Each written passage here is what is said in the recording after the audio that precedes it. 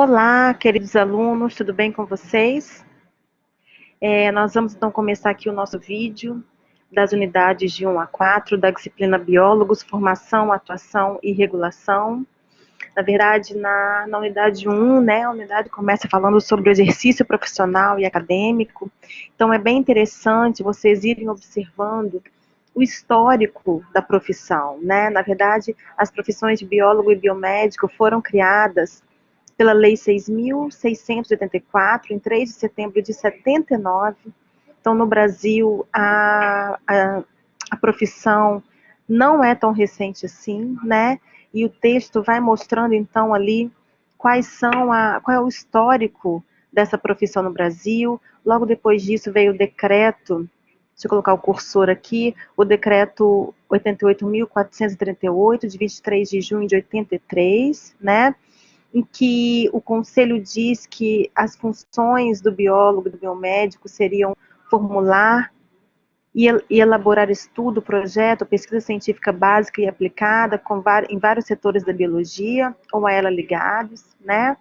O segundo diz orientar, dirigir, assessorar e prestar consultoria a empresas, fundações. Isso é algo que o biólogo faz com excelência também. E em terceiro, realizar perícias, emitir, assinar laudos técnicos e pareceres, né? Então existem aí várias instâncias, Polícia Civil, Polícia Federal, em que o biólogo pode atuar como perito também. Ainda na unidade 1, né, a unidade trata do desenvolvimento do Conselho Federal de Biologia, né, o CFB, que seria o órgão deliberativo da autarquia. Então, aqui também ele vai listando, né, quais eram as obrigações desse órgão. É interessante da gente estar ciente, né? E a resolução 227 de 2010 retomou a discussão sobre atividades e áreas do biólogo, introduziu 3 grandes áreas de atuação, que são elas meio ambiente e biodiversidade, em segundo lugar a saúde e depois biotecnologia e produção. Passando para a unidade número 2, então, o nosso material didático, ele discute um pouco sobre a estrutura e construção de currículos, né? Ou seja, no início da década de 30, um grupo de educadores se reuniu com o objetivo de dar um direcionamento para a educação no país, por meio de políticas públicas, sob a égide da educação que busca uma escola única, pública, laica, obrigatória, gratuita, né? Nesse contexto todo, a gente tem que destacar o pesquisador Anísio Teixeira, que por sua importante contribuição para a educação foi homenageado, né? E o Brasil, então, o governo criou o INEP, que seria o Instituto Nacional de Estudos e Pesquisas Nacionais Anísio Teixeira, cuja missão é subsidiar a formulação de políticas educacionais nos diferentes níveis de governo. Então, o INEP hoje é uma instituição extremamente importante no Brasil, que trabalha aí, que tem várias ações no campo educacional das políticas públicas, tá bom?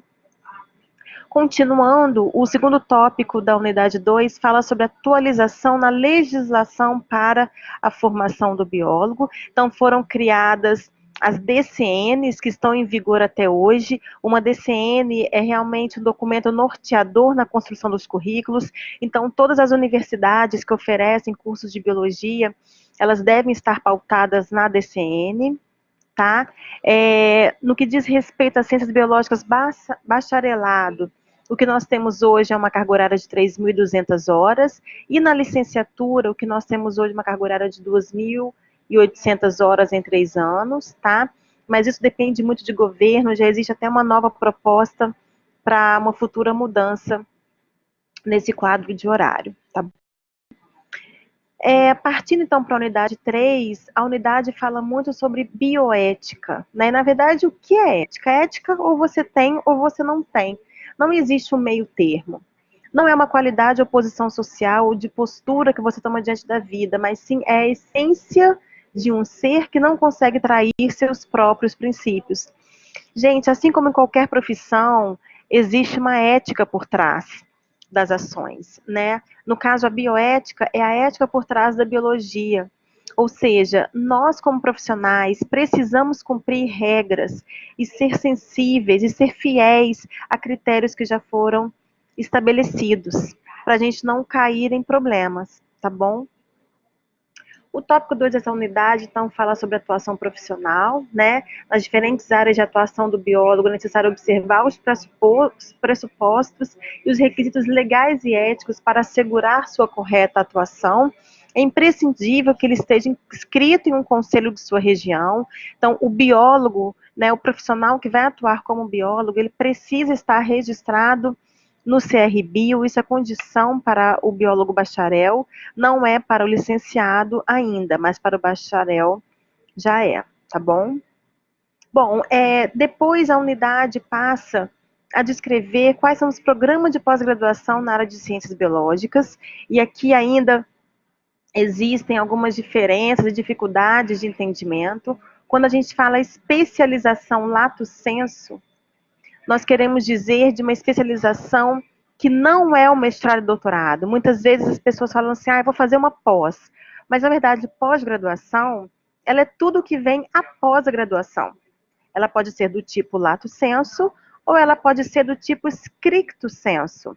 O stricto sensu abrange os cursos de mestrados e doutorados, tá? Que são validados por uma fundação chamada CAPES, que está sujeita dentro do MEC, tá bom?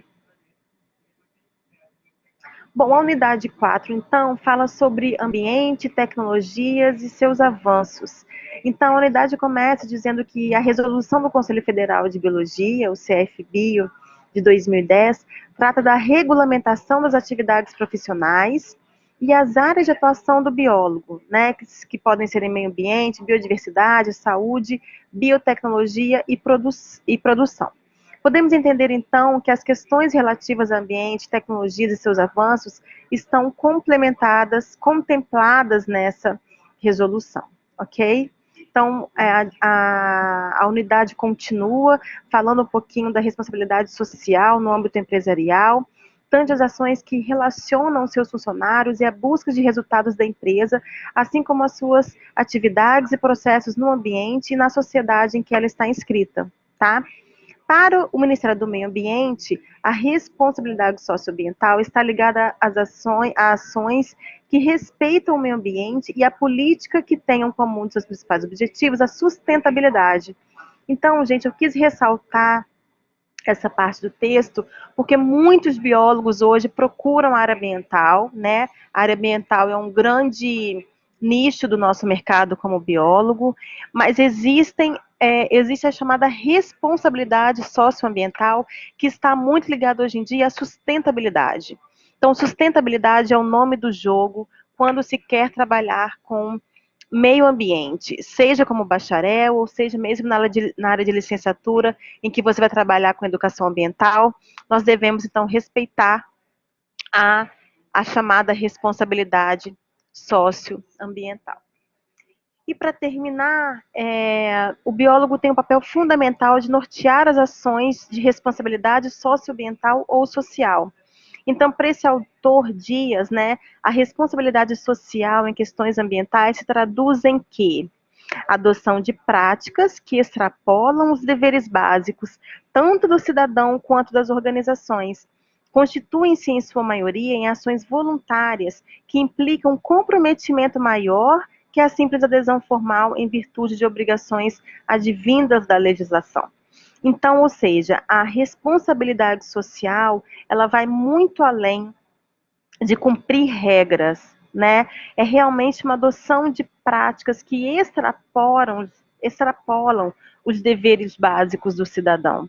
Então, essa é a nossa responsabilidade enquanto biólogo. Nós sabemos que todo cidadão tem responsabilidades, mas quando você é biólogo profissional e está no seu campo de trabalho, você tem uma responsabilidade social em relação ao meio ambiente. E isso se traduz numa responsabilidade ainda maior, porque nós precisamos, com certeza, gerar a sustentabilidade do nosso meio ambiente como um todo, tá bom? Gente, é isso. Espero ter contribuído um pouquinho para o entendimento das unidades de 1 a 4. Peço que vocês continuem a estudar o nosso material didático e em qualquer dúvida, por favor, entre em contato comigo pelo fórum, fale com o seu tutor ou por mensagens aqui no ambiente virtual, tá bom? Desejo bons estudos a todos, boa prova AP4 a todos, e vamos que vamos, né, que o semestre está quase terminando, tá bom? Um grande abraço, fiquem com Deus e bons estudos.